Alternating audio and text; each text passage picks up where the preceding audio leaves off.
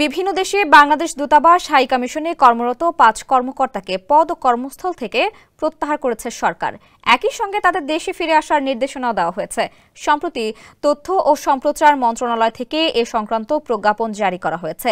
প্রজ্ঞাপনে বিদেশে বাংলাদেশ মিশনে তথ্য ও সম্প্রচার মন্ত্রণালয়াধীন প্রেস উইংগুলোতে কর্মরত এসব কর্মকর্তাকে তাদের বর্তমান পদ ও কর্মস্থল থেকে প্রত্যাহার করে পরবর্তী পদায়নের জন্য ১৫ কার্যদিবসের মধ্যে স্বদেশ প্রত্যাবর্তনের জন্য বলা হয়েছে। সেই ৫ কর্মকর্তা হলেন পাকিস্তানের ইসলামাবাদে বাংলাদেশ হাই কমিশনের কাউন্সিলর প্রেস তৈয়ব আলী, মালয়েশিয়ার কুয়ালালামপুরে বাংলাদেশ হাই কমিশনের প্রথম সচিব প্রেস সুফি আব্দুল্লাহিল মারুফ, স্যান্ডেলিনা সো, রূপচর্চায় আভিজাত্য।